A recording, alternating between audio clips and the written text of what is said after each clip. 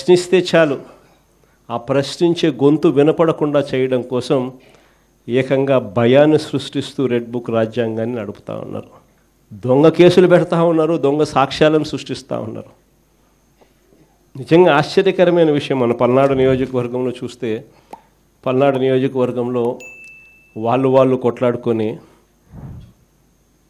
వాళ్ళ తెలుగుదేశం గ్రూప్ రాజకీయాలలో వాళ్ళు ఒకరిని బండి ఆపి చంపేస్తే, ఆ బండిలో వచ్చిన వాళ్ళు ఆ బండి గుద్ది చంపేటప్పుడు ఆ బండి యాక్సిల్ ఇరిగిపోయి బండి అక్కడే వదిలేసాల్సిన పరిస్థితి వస్తే, ఆ బండి ఎవరిది అని తెలుసు. చంపేటప్పుడు సాక్షులు, ప్రత్యక్ష సాక్షులు ఎవరు చంపినారో కూడా తెలుసు. అయిపోయిన వెంటనే ఎస్పీ వచ్చి వాళ్ళు కొట్లాడుకొని చంపుకున్నారు అని చెప్పి ఎస్పీ చెప్తే, 2 రోజుల తర్వాత మన క్యాండిడేట్ను, మన ఎమ్మెల్యే క్యాండిడేట్ను దాంట్లోకి ఇరికిచ్చే కార్యక్రమం చేస్తూ ఉన్నారు. ఆశ్చర్యం కలిగించే విషయం. మాజీ మంత్రి కాకాని మొన్న ఈ మధ్యకాలంలోనే ఎలాంటి ఇల్లీగల్ మైనింగ్ గతంలో జరగలేదని ఒక చిన్న కేసు, ఆ కేసులో నుంచి బయటకు తీసినారు. అక్కడ ఇల్లీగల్ మైనింగ్ జరిగిందని, అప్పుడెప్పుడో జరిగిందని చెప్పి, ఆ మైన్లో జరిగిందని చెప్పి ఇప్పుడు బయటకు తీస్తూ ఉన్నారు. ఆ మైనింగ్లో అప్పుడు ఇల్లీగల్ మైనింగ్ జరగలేదు అని చెప్పి రిపోర్ట్లు ఇచ్చిన అధికారులతోనే మళ్ళా ప్లేట్ మార్పించి జరిగింది అని చెప్పి కాకాని గోవర్ధన్ అరెస్ట్ చేసినారు.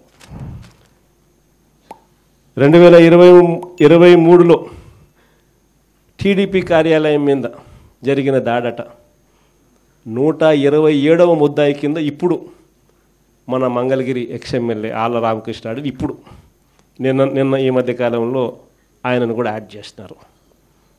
అంతటితో సరిపోలేను. ఈ మధ్యకాలంలో జరిగిన ఘటనలు చెప్తా ఉన్నా. ఎప్పుడెప్పుడో నియోజకవర్గంలో జరిగినవన్నీ పాత ఎప్పుడో సంబంధం లేని విషయాలు ఏదైనా జరిగితే చాలు దాంట్లో నుంచి ఇప్పుడు మన వాళ్ళందరినీ ఇరికిచ్చి వాళ్ళందరినీ జైలులో పెట్టించే కార్యక్రమాలు రెడ్ బుక్ రాజ్యాంగంలో చూస్తూ ఉన్నాం. ఇన్ని దారుణాలు జరుగుతూ ఉన్నా కూడా నేను మీ అందరికీ కూడా చెప్పేది ఒకటే, ఎల్లకాలం ఈ ప్రభుత్వం ఇలా సాగదు. ఈరోజు నిజంగా ఏ వర్గము కూడా సాటిస్ఫైడ్గా లేదు. చంద్రబాబు నాయుడు గారి హయాంలో ఈ ఏడాదిలో ఒక్కటంటే ఒక ఉద్యోగం రాల. పైగా ఈయన వచ్చిన తర్వాత ఉద్యోగాలు ఈయన ఊడబెరికింది ఎంతమందియో తెలుసా? 2,60,000 మంది వాలంటీర్ల ఉద్యోగాలు హూష్ కాకి. ఈయన వస్తానే 15,000 మంది ఏపీ బ్రివరేజెస్లో పనిచేస్తూ ఉన్న కాంట్రాక్ట్ ఎంప్లాయీస్ హూష్ కాకి. ఈయన వస్తానే రేషన్ షాపుల్లో రేషన్ బండ్లు పెట్టుకుని నడిపిస్తూ ఉన్న 9,800 మంది వాహనాలు, ఒక్కొక్క వాహనంలో 2 పనిచేస్తారు, 20,000 మంది ఉద్యోగాలు హూష్ కాకి. ఈ మనిషి వచ్చిన తర్వాత ఉద్యోగాలు కొత్తవి ఇవ్వడం దేవుడెరుగ్గానే ఉన్న ఉద్యోగాలు ఏకంగా 3 లక్షల పైసలకు ఉద్యోగాలు హూష్ కాకి ఈయన వచ్చిన తర్వాత. ఉద్యోగస్తులు ఆ టైంలో ఉద్యోగస్తులకు ఏమేమో చెప్పి మన మీద విషం నింపి వాళ్ళందరినీ కూడా చంద్రబాబు నాయుడుకు మోసం చేసినాడు. వాళ్ళ పరిస్థితి ఏమిటి అని చెప్పి చూస్తే ఈరోజు కొత్తగా ఒక్కరికి కూడా ఇంతవరకు ఐఆర్ ఇచ్చిన పాపాన పోల.